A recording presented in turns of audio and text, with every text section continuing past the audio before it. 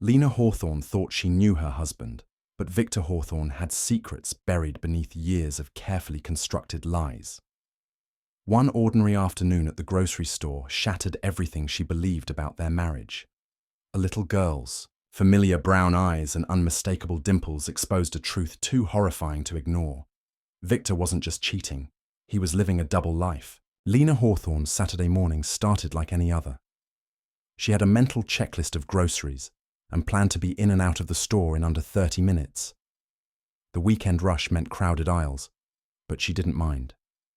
Grocery shopping had always been a mundane task, something predictable in a world that often felt chaotic. She pushed her cart along the cereal aisle, scanning the shelves for Victor's favorite brand, when a small voice caught her attention. A young girl stood a few feet away, holding a box of cookies in her tiny hands. Lena wouldn't have given her a second glance if it weren't for the unsettling familiarity in the child's face. Something about her large brown eyes and dimpled cheeks made Lena pause. It wasn't just a passing resemblance to someone she had seen before. It was something deeper, something undeniable. The little girl's face mirrored Victor's in a way that sent an unexpected chill through Lena's body. She quickly shook off the thought. It was ridiculous. Children shared features with strangers all the time. Genetics had a way of creating eerie similarities between unrelated people. But then, as Lena placed a cereal box into her cart, her gaze shifted to the woman standing beside the child. Tall, poised, and effortlessly elegant, the woman had an air of quiet confidence.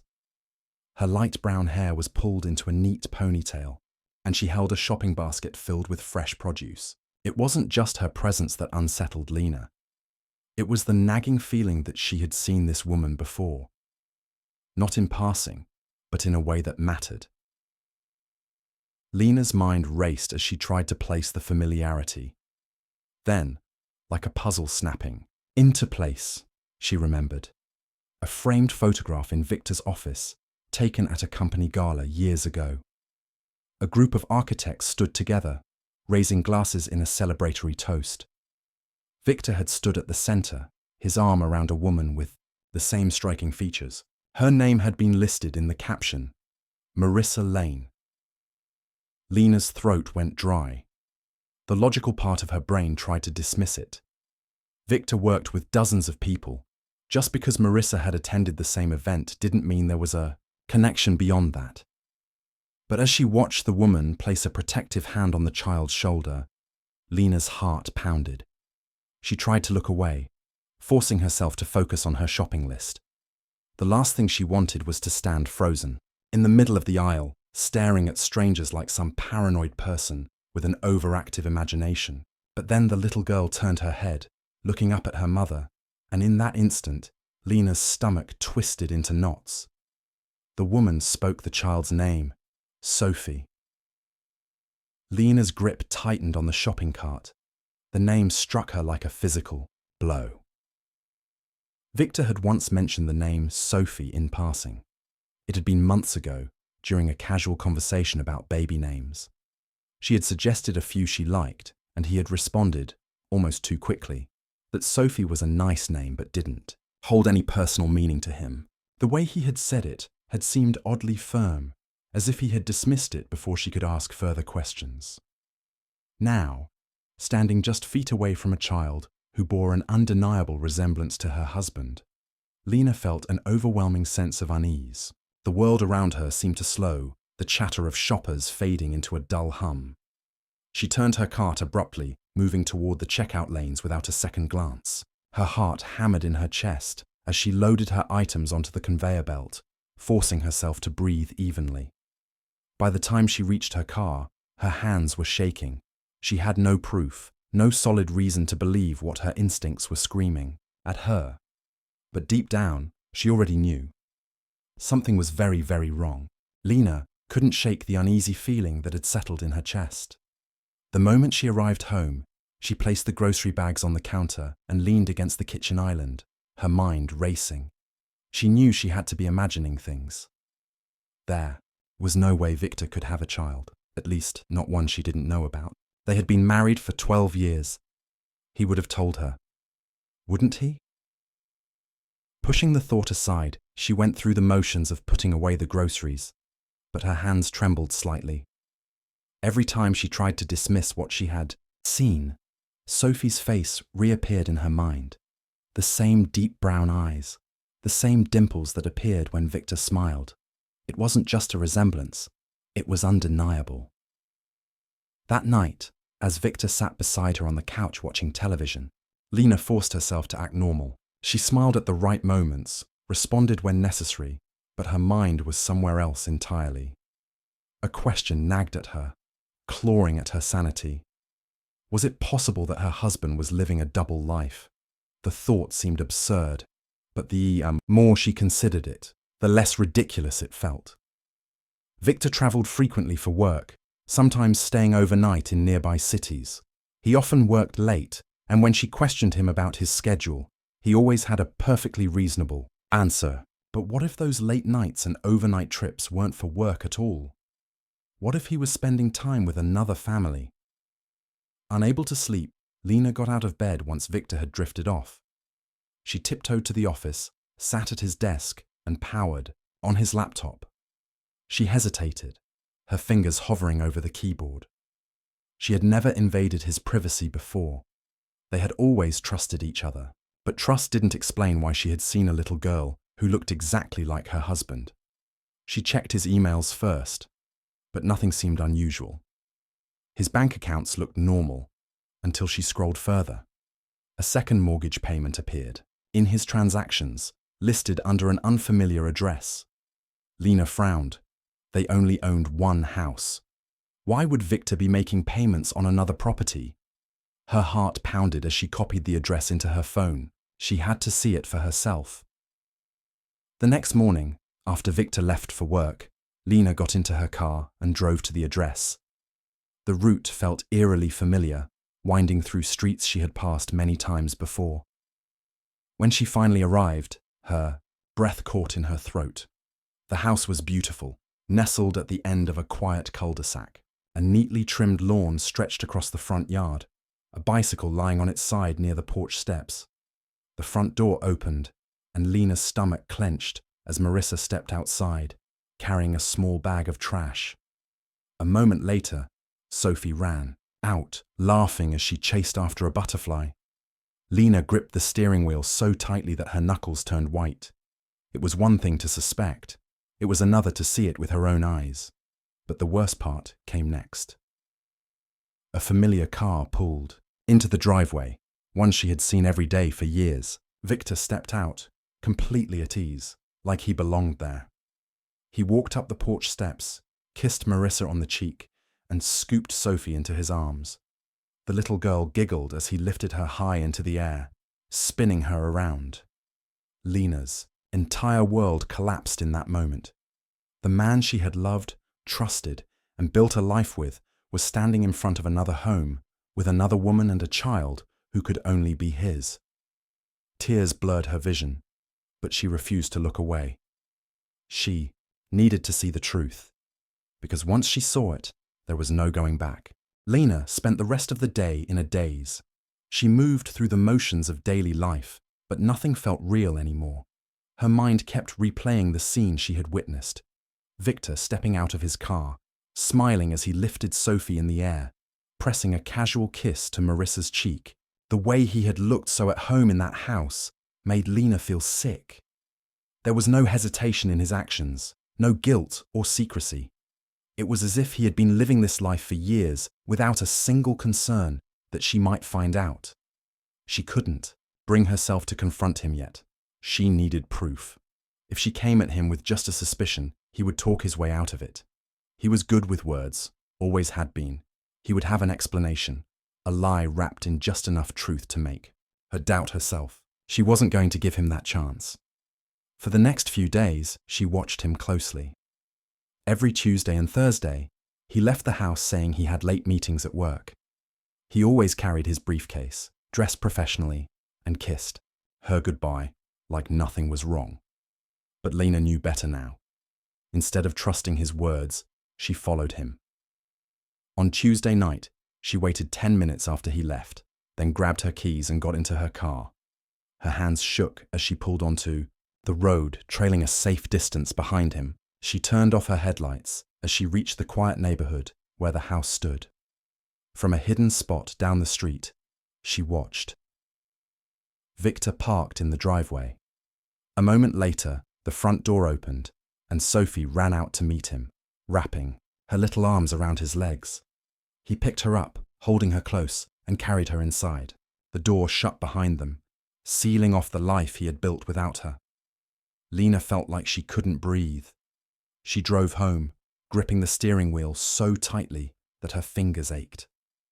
The next day, she could barely look at Victor. Every time he spoke, every time he smiled, she saw the lie behind his eyes. She wanted to scream at him, to demand answers, but she held herself back. Not yet. She needed more. By the end of the week, she made a decision. She needed someone who could uncover the full truth, someone who wouldn't get caught up in emotions. She hired a private investigator named Gordon Fisk, a man known for uncovering hidden lives.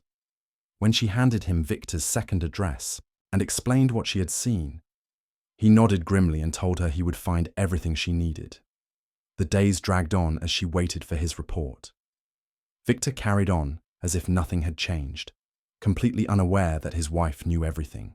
He ate dinner with her, slept beside her, kissed her goodbye each morning. It made Lena feel sick to her stomach. How long had he been living this lie? How many times had he looked her in the eye and pretended she was the only one? A week later, Gordon called her. His voice was steady, but Lena could hear the weight behind his words. He had found more than just proof of an affair. He had found a second marriage certificate. Victor wasn't just cheating. He had married Marissa, legally and officially, under a different name. Daniel Carter.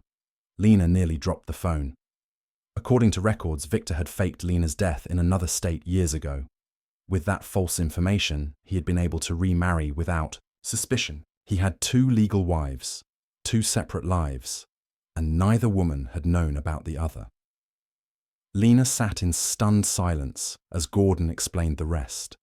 The fraudulent documents, the hidden bank accounts, the carefully constructed lie that had kept both families in the dark. Her husband wasn't just a liar, he was a criminal. Lena sat in the dimly lit kitchen, her mind racing with everything the investigator had uncovered.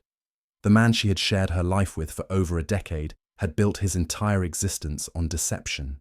Every anniversary, every holiday, every promise he had ever made to her had been a lie. Victor Hawthorne didn't exist. He was Daniel Carter, a man who had faked his own wife's death, forged documents, and created an entirely separate life just miles away. Her hands trembled as she clutched the investigator's report. There were photographs of Victor with Marissa and Sophie, bank statements linking him to secret accounts, and proof of the false documents he had filed. The evidence was undeniable. Her husband was living a double life in plain sight. Lena's first instinct was to confront him, to demand answers, to scream at him for the betrayal. But she knew that wouldn't get her justice. Victor had fooled her for years. He was skilled at manipulation. If she accused him without a plan, he would twist the situation, make her doubt herself, or worse, disappear before the authorities could catch him. Instead, she took a deep breath and made a decision.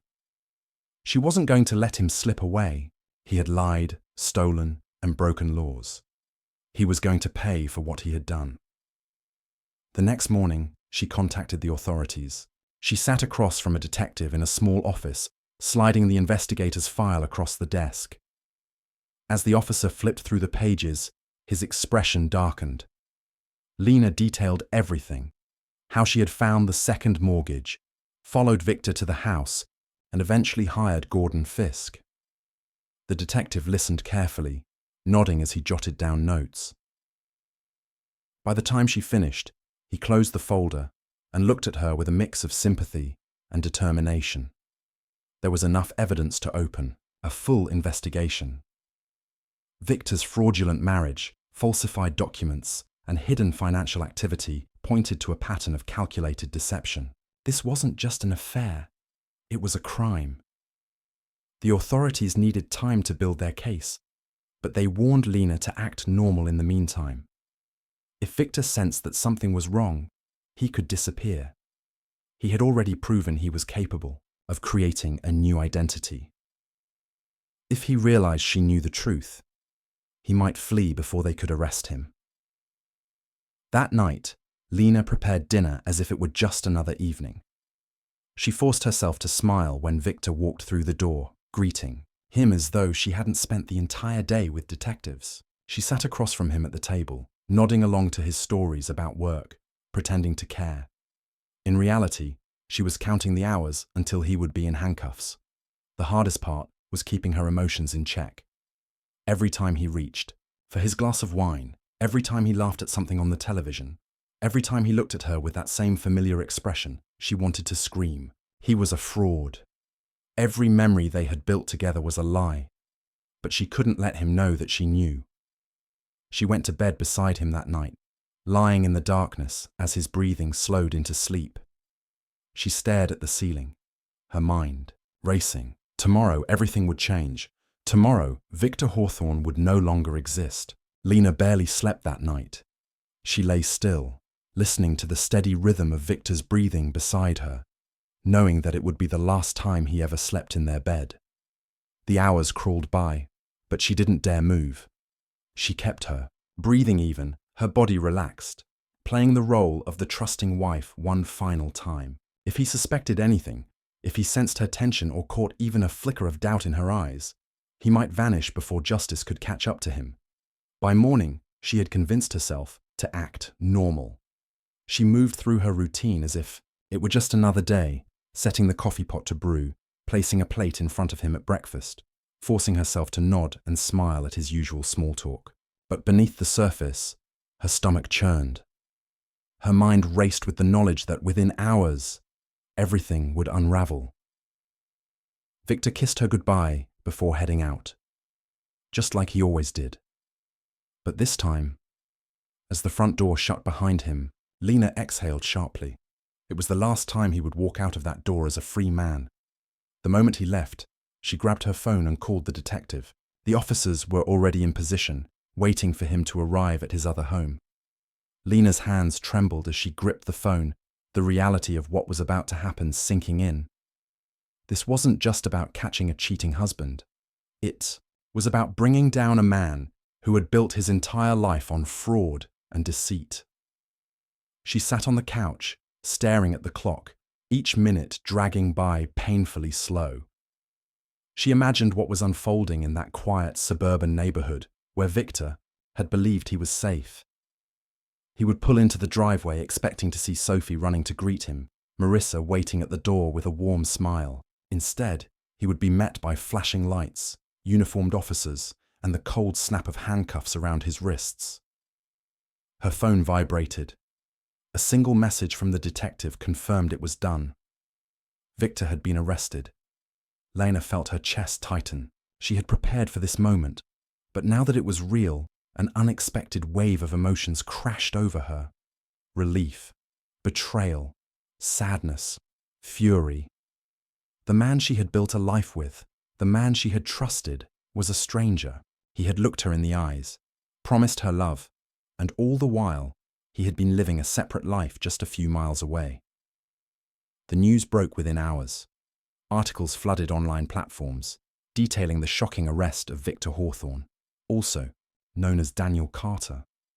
The headlines painted him as a master manipulator, a man who had faked a death to marry another woman, a husband who had stolen years from both of his wives. The deception ran deep. Investigators uncovered fake identities, bank accounts under different names, and enough forged documents to prove that this wasn't a crime of impulse. It had been deliberate, calculated. Lena stayed away from the cameras and reporters who wanted her reaction. She didn't owe anyone a statement. The only thing she cared about was reclaiming her life. She filed for divorce immediately, refusing to ever let his name be tied to hers again. But more than that, she focused on healing. The betrayal had cut deep, leaving scars she knew would take time to fade. But in the end, she had uncovered the truth. She had refused to be another one of his victims, and she had made sure he would never have the chance to do it again. Victor, or rather Daniel Carter, faced multiple charges: fraud, bigamy, falsifying legal documents. The trial was inevitable, and so was his conviction. Lena wouldn't be there to watch it unfold. She had no desire to see him ever again. She had spent years living in his carefully crafted illusion. Now, she was finally free.